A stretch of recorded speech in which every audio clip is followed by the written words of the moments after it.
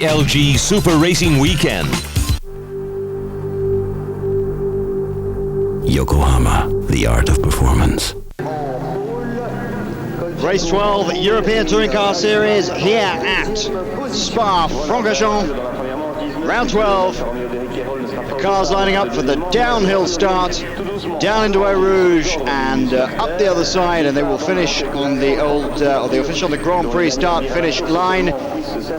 The front 8 cars reversed. The front 8 finishing cars in race 11 reversed, putting Colciago on pole position. Duncan Huysman second, and Andy Priaulx, with such a bad start in race 11, third on the second row. Giovanardi, Larini, Jorg Muller, Dirk Muller and Gabriele Tarquini, winner of race 11, back on row 4. All the cars filtering round. The first of the Seats back on row 7. Jordi Genet. Row 6. The first of the Volvos, Rickard Rydell. 2 red lights and they're off. Colciago, another bogged down start. Must be something about that side of the track. Andy Priaulx had trouble on that in round 11. And through goes Duncan Huysman to lead the race as they go up towards the first time through Eau Rouge. Duncan Huysman leading from Andy Priaulx, who's got past, and Giovanardi in third place. We think that was Colciago who managed to stay in third, and the other Alfa probably Larini up into fourth. And I would think very quickly Larini will be let through by Colciago. And nope, we're still staying with Colciago in third place, Larini in fourth, and 42 Jorg Muller now up into 5th place. Giovanardi up into 6th place, well, back into 6th place, where we say he started 5th essentially. Andy Priaulx, who had such a bad start in race 11, the first race of this doubleheader here at Spa Francorchamps, part of the LG Super Racing Weekend, and the Spa 24-hour race, is lying second in the BMW GB car with the Union flag plastered all over the front and back of it. You can't miss that. Colciago in third, Nicola Larini in fourth, and the third of the red Alfa Romeo, as you can see, is the winner of race 11, Gabriele Tarquini. There's Gabriele Tarquini trying very hard to get past Giovanardi there. He's back in 7th is Tarquini, and he'll be trying very hard to get past the BMWs. That's obviously his biggest battle of the whole year is the BMWs. He's right up there in the points championship against them. He's alone at the top. He's got 3 BMWs behind him in the championship before you come to his teammate Nicola Larini after that. Blistering start by Duncan Huysman, first of the Independence Cup races in this ETCC round. He's pulling out a nice little gap over Andy Priaulx. Andy Priaulx, the fastest man in qualifying for race 11, and so therefore had to start, well, his race result wasn't as good as he'd hoped, obviously. He got bogged down on the start in race 11, and that put him back to third on the grid on row 2. Come through the bus stop for the first time. It's Huysman's, Priaulx, Colciago, Giovanardi. And we can see at the back of this group here, everyone's going from side to side to try and get an overtaking manoeuvre into the La Source corner, the hairpin here, before they start to go down the hill. We've seen Priaulx trying to get past, we've seen further back Tarquini trying to get past, but they've all come out the same way they went in. And that's quite good in touring cars, because quite often when they do that, then some of them don't come out of the corner whatsoever. Colciago really closing up on Andy Priaulx as they ran down into Eau Rouge. Andy Priaulx looking like he's going to go, trying to go around the outside of Duncan Huysman's.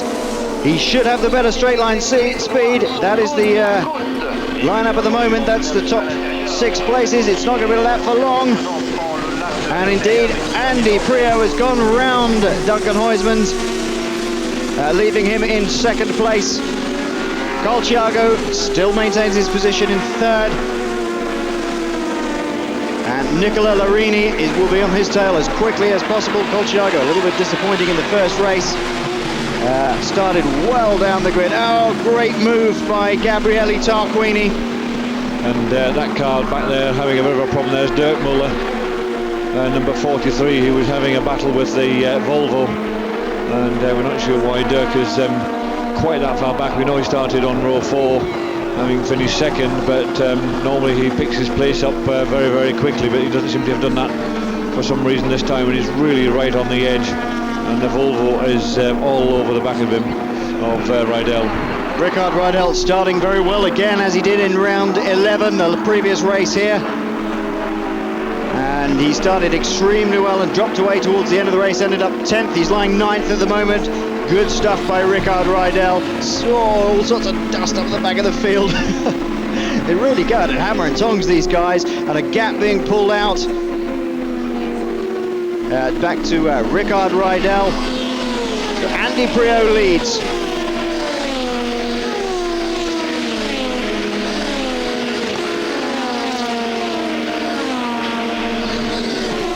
Andy Priaulx leads as they go through Blanchimont, down towards the bus stop. Duncan Huysman not giving up at all. These independence cars, you mustn't, because the independents mustn't think they're not competitive. Just look at this. Car after car after car, taking curb after curb after curb. Some of them going straight over the curbs rather than just two wheels. Andy Priaulx running very wide, everybody all over the track trying to get the best line, and Duncan Huysman just fending off Colciago. And Nicola Larini right up behind them again, and you have to wonder how long it's going to be before the two Alphas manage to work their way past the Independence Cup BMW. Not long, looking like this. Colciago taking a look one side and then another. Not going to get through there. Meanwhile, Andy Priaulx pulling away. He's had the fastest car in warm-up and qualifying, and he'd be more pleased with this. Priaulx, Huysman, Colciago, Larini, Jorgmuller and Giovanardi bringing up the top 6th. Oh, Huysman having to just keep his line, gently shut the door on Colciago. Running terribly, terribly wide in his attempt to keep the two Works Alphas behind him.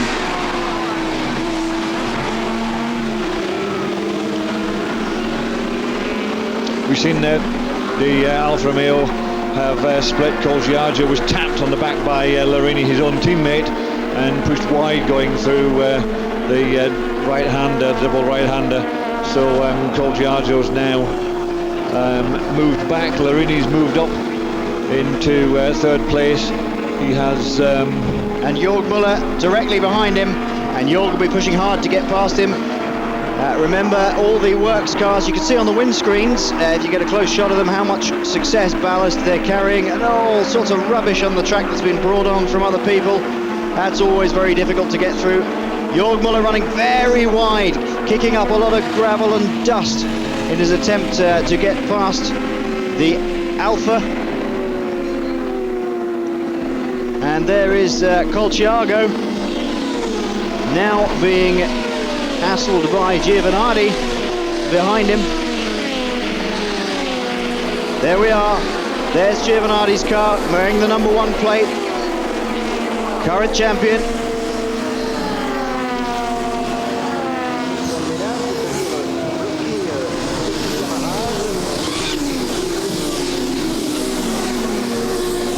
Andy Priaulx maybe pulling out a little bit of a lead at the front, but the battle is raging behind.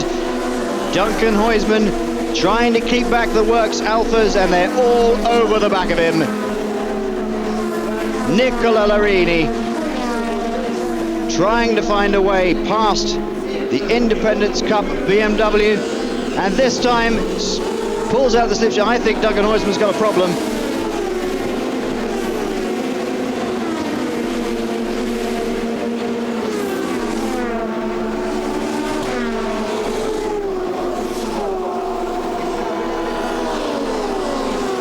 Suddenly, as they came through the start-finish straight, Duncan Huysman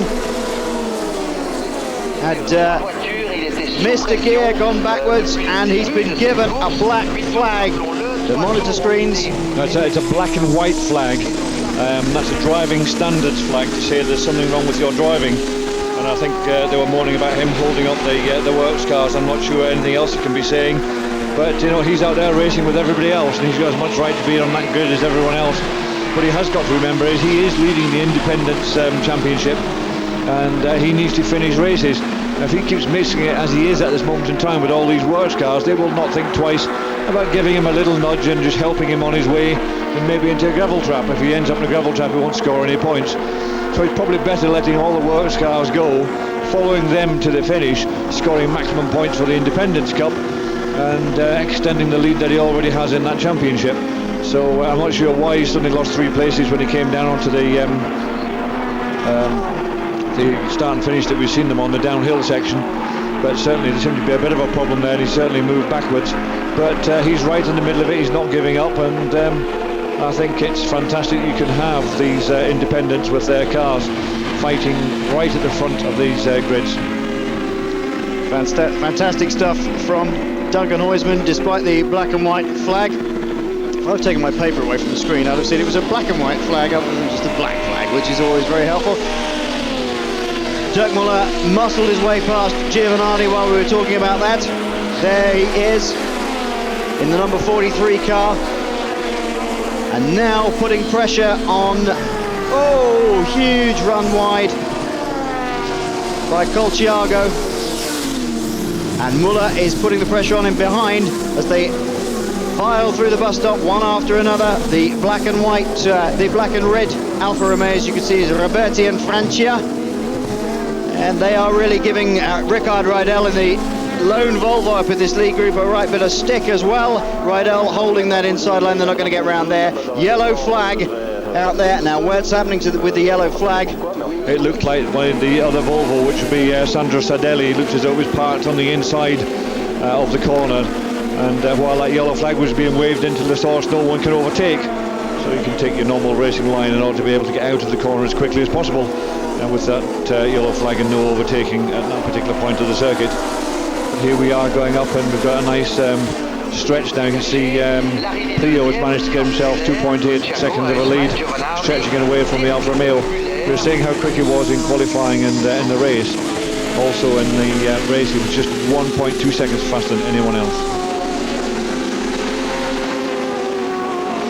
Duncan Huysman all over the track, getting a bit of dirt on the tyres, running as wide as he possibly can, squirming and sliding as he gets back online, and that's, oh, wow, how much opposite lock can you put on? Oh dear, he's just going backwards rather than forwards now. Giovanardi just able to take advantage of the fact that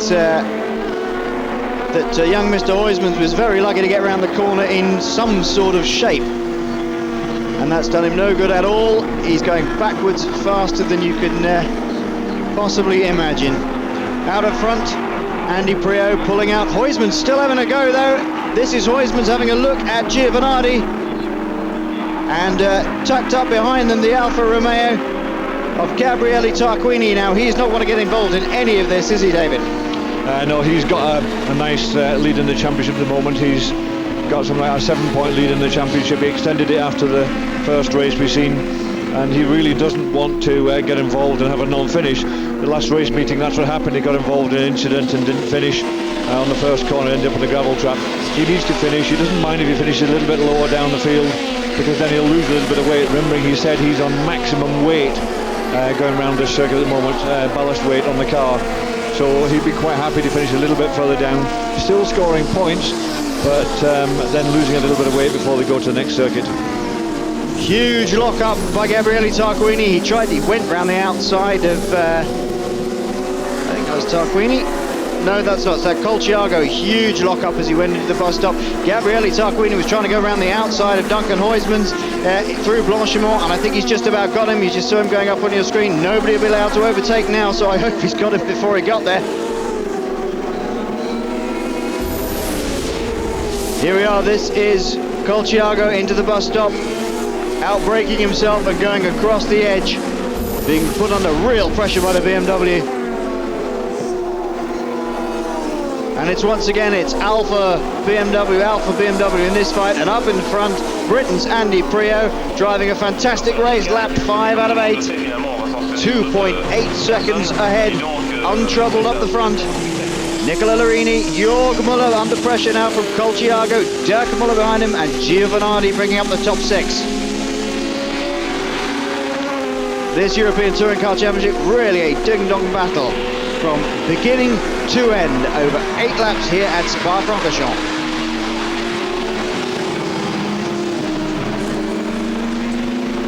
Dirk Muller slipping up the inside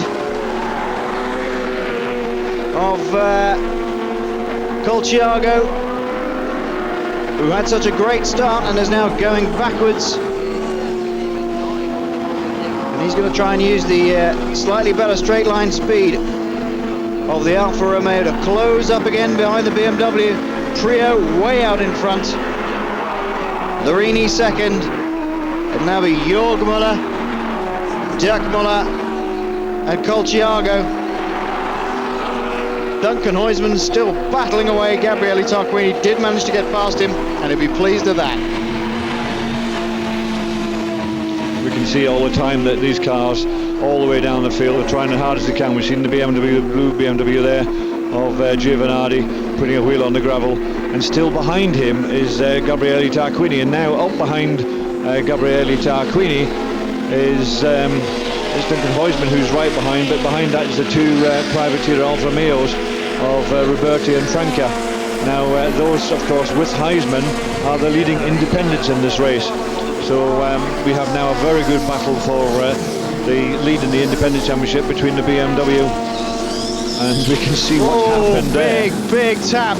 Is Tarquini getting rather fed up being behind the Giovanardi. He's just simply in the back of him and pushed him into the corner, and Giovanardi's had the brakes locked up going into that corner, cut right across the grass on the way in, did stay in front, but Tarquini getting very frustrated down there in 7th place, trying very hard to get past. You can see all the other cars in front. He knows how quick he can go, but he can't get down to the sort of lap times he was doing before because he's stuck behind Giovanardi, and Giovanardi doing a very good job for BMW and keeping the lead Alfa Romeo behind down in 7th place. Leading Independence Cup man Duncan Huysman's coming under huge pressure from Roberti in the first of the privateer Alphas now. Andy Priaulx continues out ahead, sailing away, nice comfortable gap at the moment. The two Mullers going through your shot, the second of the Works Alphas, and here we are with Gabriele Tarquini has got past Giovanardi. That'll please him, and he can start trying to pull back some of the gap that's open between him and the other two Works Alphas ahead of Colchiago and Larini. Duncan Huysman's, though, really not giving in at all. Not only does he want to lose the positions he has in overall, but he certainly doesn't want Roberti and Francia coming up behind him. Lying 8th overall, Huysman's, Roberti and Francia, as you say, 9th and 10th. Balzan in the Alfa Romeo, the yellow one, right up behind them. Car Championship with KW, the sports shock absorbers specialist. Your rundown now then with 7.5 minutes to go. 6 out of 8 laps completed. Priaulx, Larini, Dirk Muller, Jörg Muller, Colchiago, Tarquini and Giovanardi, all the top 7s, Alphas or BMWs. First of the privateer cars, Duncan Huysman in 8th place. Roberti and Francia bringing up the top 10 in the privateer Alfa Romeos, in the black with the red fenders. Nicola Larini, second overall, really under pressure now from Dirk Muller. Well, this is a little bit of a bit like we saw in the first race, except replaced Larini for Tarquini. The two Mullers tucking up behind the Alfa. The Alfa really using every bit of track possible. And certainly, another little tap as we go into into the bus stop. They're really trying very, very hard indeed. Certainly Dirk Muller won't want to be in the same position as he was in the last race, David. He doesn't want to be on the last lap and nowhere to go. I know they're trying very hard to know that one of the best overtaking opportunities is outbraking into the bus stop chicane, but as we've seen now twice, once an Alfa Romeo pushing a BMW, and now we see a BMW pushing an Alfa Romeo into that chicane, and what happens is the car that's getting pushed at the front, got the brake locked up, struggling to get it turned in, ends up cutting across the inside of the corner, straight across, back onto the circuit at the other side, and managing to stay in front. But close racing, this certainly is. There's a fine line between a little judicious tap to let people know you're there and pushing them on before they get to the bus stop.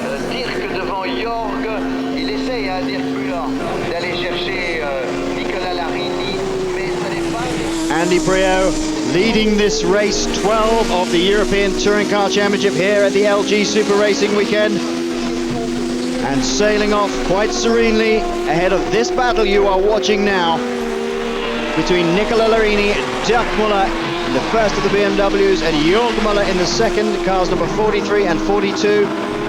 And both Dirk Müller certainly trying to work his way past Nicola Larini in the remaining lap and a half that he's got. Missed out on getting past to a first top step on the podium in the last race just because he couldn't get past in the last lap. He was tucked under for 2 or 3 laps. Doesn't want to make the same mistake again, and Larini is definitely holding him up. And this is fantastic stuff. Larini just drifting in as much as he can, allowed to just stray off the line, making one move, allowing no room for Dirk Müller to come past, and Dirk Müller makes a very slight mistake. Jörg Müller's right on the back of him now. Larini gets a tiny measure of a breathing space, and far from pushing to get past Larini, all of a sudden Dirk Müller's got Jörg Müller up behind him. All these cars carrying success ballast, as you can see on their windscreens. Each of those has the amount of kilos they're having to carry because they're being successful. Doesn't seem to have slowed them down much. Dirk Müller up right behind Nicola Larini again, into the bus stop. Really close stuff. Is he going to get a run on him out through here down the start-finish straight? And hit the checkered flag. Andy Priaulx sailing off into the distance, takes the checkered flag. The winner here, round 12, European Touring Car Championship, BMW team, Great Britain takes the win. Nicola Larini second, Dirk Müller third, and the man who won the first race today at Spa, round 11, Gabriele Tarquini, back in 14th place. Yes.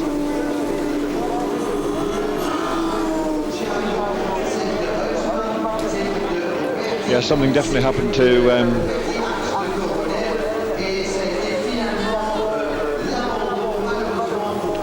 Gabriele Tarquini's come into the pits with a puncture. We've seen also Giovanardi coming into the pits as well, car number 1, and we know those two were side by side having a real battle out there on the circuit. Admittedly for 6th and 7th place, but I would think something's gone wrong between the two of them. They're very upset about it, and this is not what Gabriele wanted. We knew he wanted to finish this race, we knew he wanted to score some points, and unfortunately, like Donington Park, he managed to win one race and no score in the second race.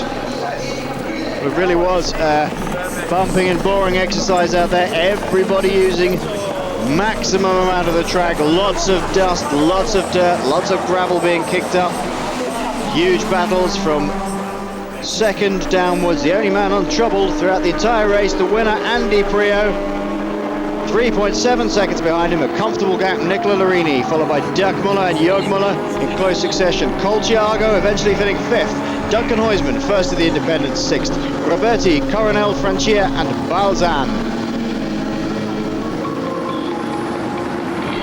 So Gabriele Tarquini, you're very disappointed after this race. What happened exactly? Victory in the first one and now you have to retire. Yeah, I blow up the front tire and I arrived too long on the braking, and yes, I retired, no point. I'm really disappointing, but it's the race, it's like that. Thank you. Well, you have to wonder, David, whether all the gravel and dirt and rubbish that have been kicked up in the last 6 laps caused Gabriele Tarquini to have that puncture. And possibly, we don't know the reason why Giovanardi was out, but could be very well the same reason, and a lot of stuff being kicked up all the way around the circuit throughout the entire 8 laps.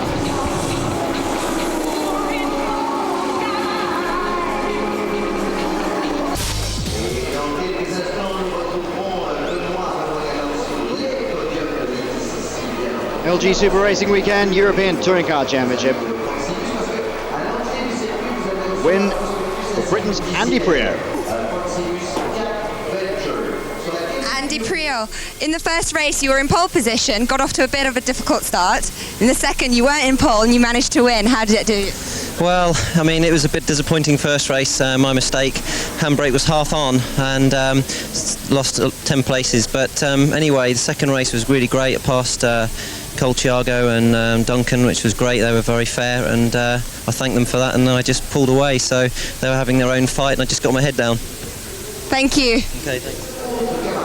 Well, hasn't this man come a long way from hill climbing through Renault Clio's circuit racing in the UK, and now here he is in the European Touring Car Championship, winning a second race this year. First race at Brno, second race here at Spa, round 12. Victory for Britain's Andy Prio.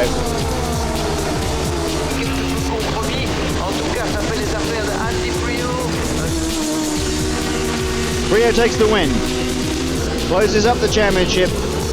Tarquini, despite a puncture, maintains his top spot just ahead of York and Dirk Muller. Larini and Prio, 5th and 4th.